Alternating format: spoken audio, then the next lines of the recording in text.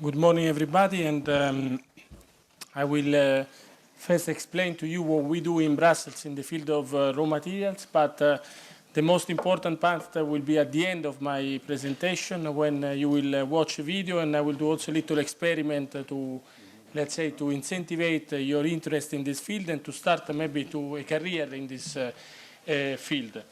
So what are the Raw Materials University Days? So you are not the first one. That is the most important message I want to give you. We started already in 2013. The first university where we organized the University Day was the University of Rome. It was the Faculty of Engineering. At that time, we had an Italian commissioner and vice president, which was Vice President Tajani. And the idea of this University Day is to promote the opportunities that will be in the future in this field, no matter whether you are interested in mining or recycling or material science. What is important is that there are several articles that they show that there will be a shortage of profession in this field. Therefore, that will be really a good opportunity for you as young students. And I see here that you must be at the first years of university, so it really is the right moment to make your choices. And I think what we have seen is that there is a shortage, and this shortage, I think, will give you enormous opportunities in this field. After Rome, we have organized the University Days last year in another 4 cities, Milan, the Polytechnic University of Milan, so similar to here. We have organized at the University of Darmstadt in Germany. We have organized at the Polytechnic University of Athens, as well as the University of Escuelas de Minas, which is the mining university of Madrid. So actually, you come as number 6. So we have already done 5, as I told you, since 2013. And now you are the number 6, but we will continue this year because we plan this year also to have it in Slovakia, Finland, and Poland. So this year we plan another 4 events. The idea will be that by 2020, we have been in all the member states of the European Union. As you know, the member states of the European Union are 28. So our plan is that in 7 years, if you multiply 7 per 4, you arrive to 28. It's simple mathematics. So the idea will be that by 2020, which is the end of the programming period of the Commission, we have visited all the universities and we have actually explained our activities to all the university. Our strategy in Brussels is called the Raw Materials Initiative. It was referred both by the President of the Senate and your Minister. What we cover here, first of all, is non-agricultural, non-energy raw materials. So it's really the minerals, and both of them, the strategic minerals, but also the normal minerals which are used for construction products. And our strategy is based on 3 pillars. You have it there, the 3 pillars. The first pillar is how to get access of raw materials from third countries. And why it's important? Because you may be aware that Europe depends a lot on imports of raw materials. Romania used to be the country which used to be in the old time of the Roman Empire. You used to produce most of the raw materials at that time for the Roman Empire together with Spain. But things have evolved in Europe, and now we are a strong net importer of raw materials. So that's the reason why we need to make sure that in our dialogues with third countries, with China, with Latin America, with Africa, we have a strong dialogue to favor access to these raw materials which are located in third countries. The second pillar of our initiative is how to foster sustainable supply of raw materials within the European Union. And that's, I think, is very important in Romania. I know that there is lots of debates here about mining activities, and in particular gold mining and all these things, Rocha Montana projects and all these things, but I will not enter on the specific debate about gold mining, but I think Europe has an enormous potential to extract raw materials from Europe, and at the moment we do not do it.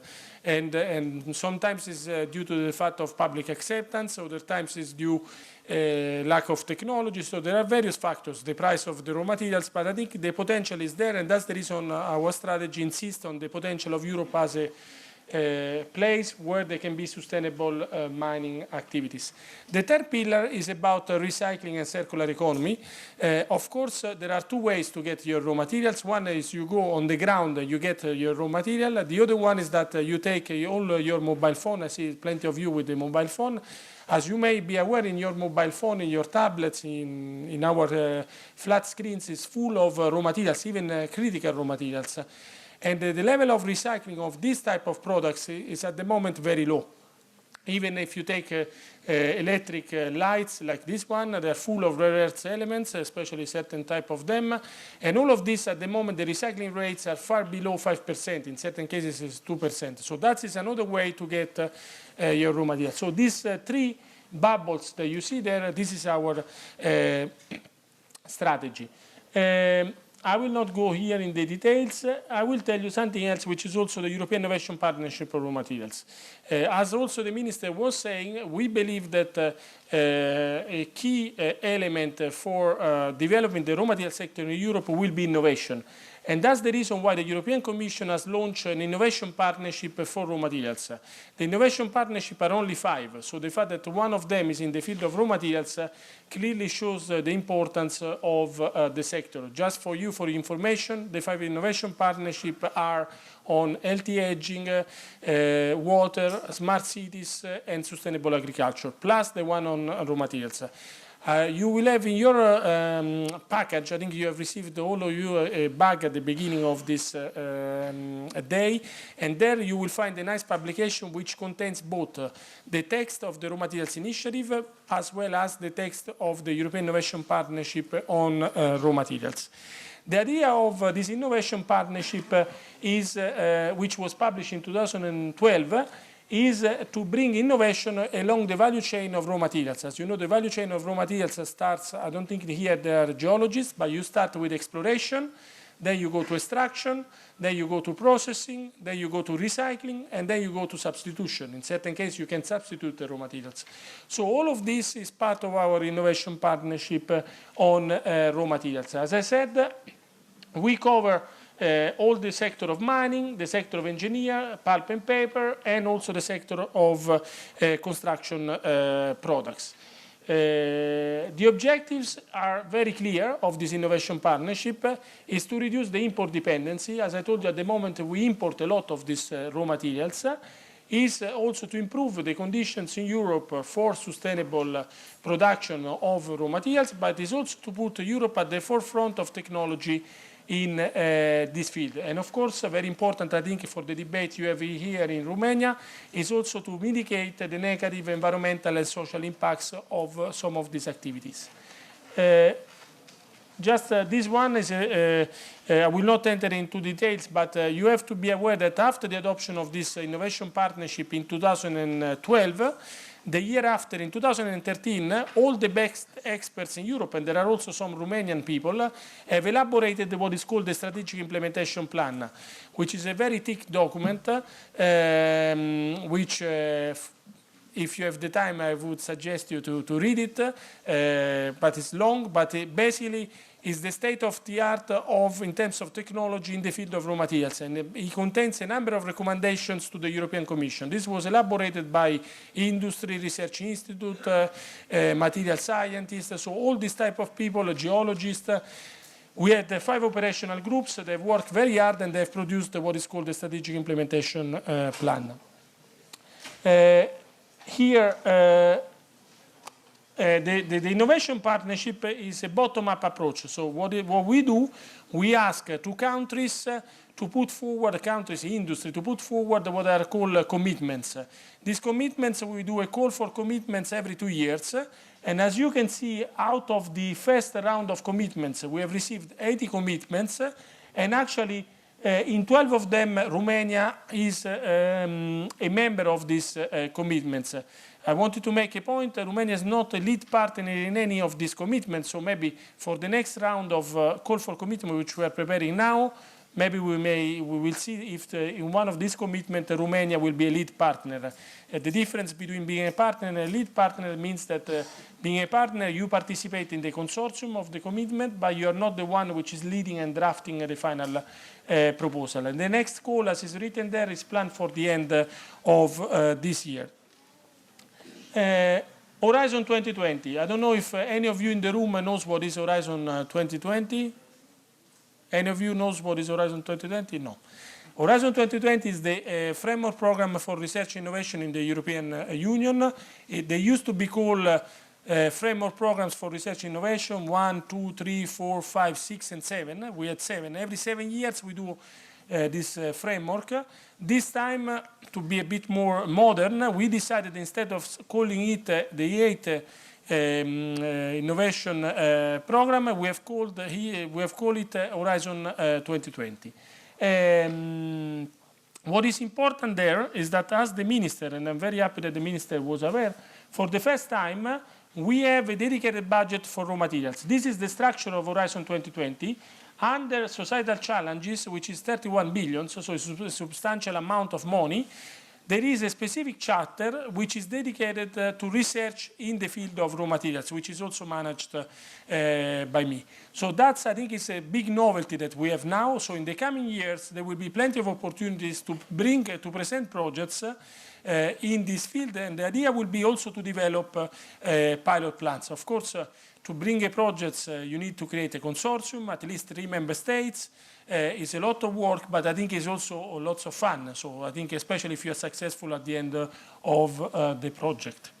This is the first year, 2014-15. These were the calls that were available there. As you can see, they were from sustainable production of raw materials all the way down to recycling of raw materials.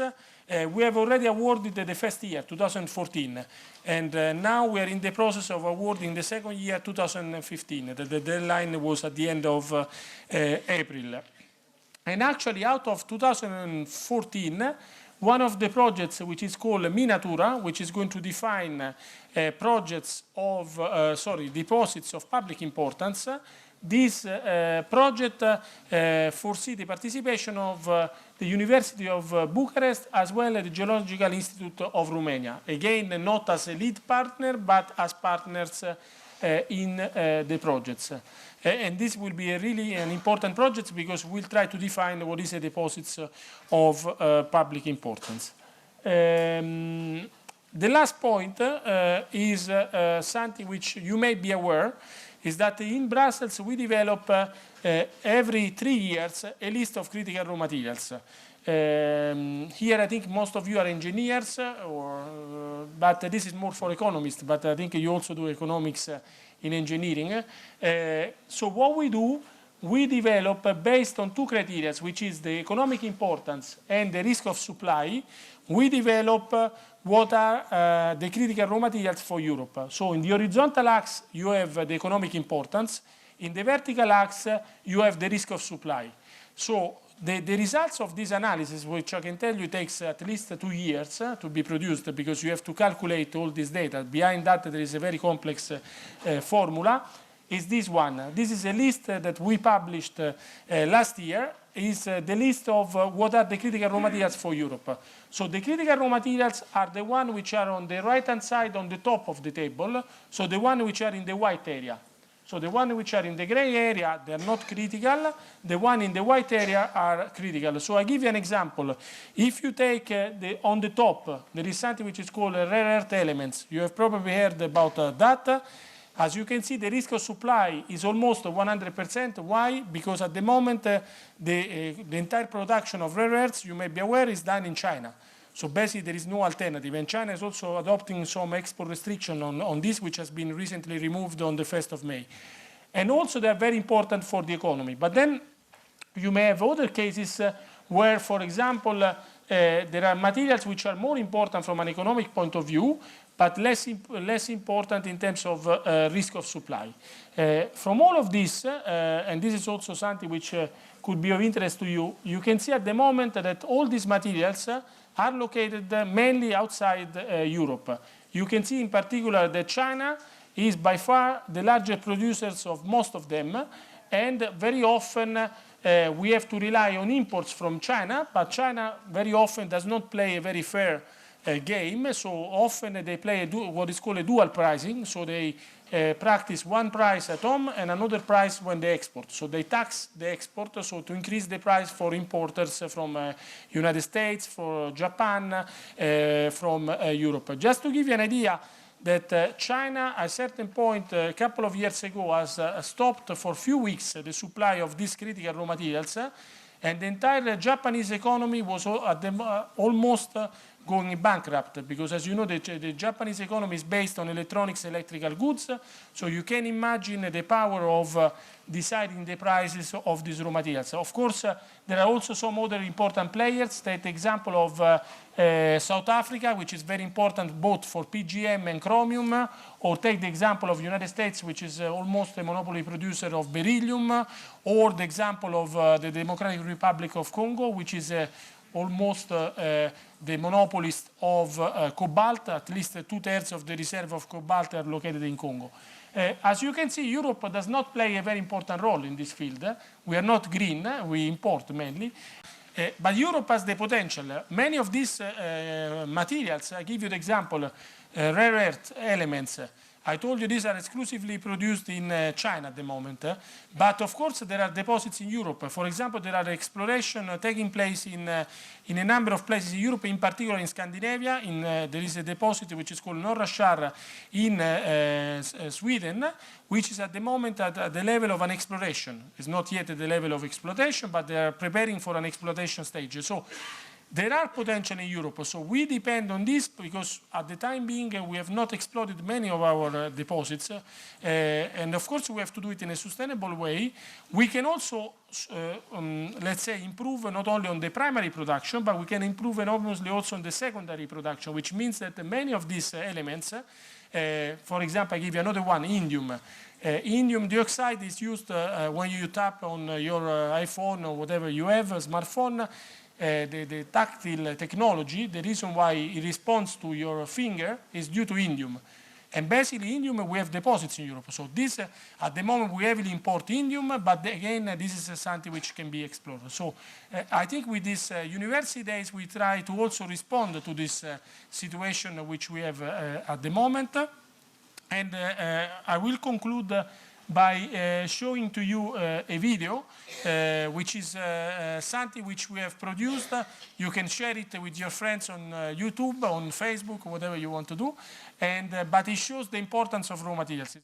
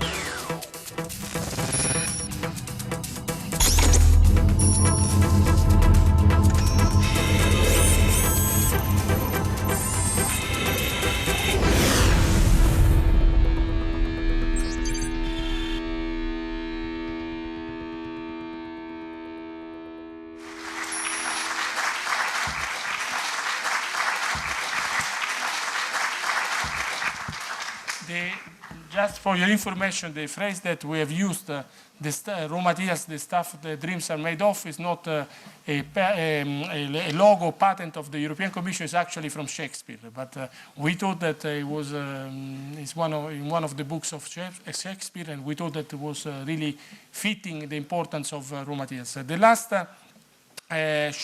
things that we want to show you, a gadget which we have developed, of course, is to drink your coffee or tea or whatever you like, or chocolate, but we wanted to show at the same time how the raw materials, which I was referring earlier on, I mean the properties that they have.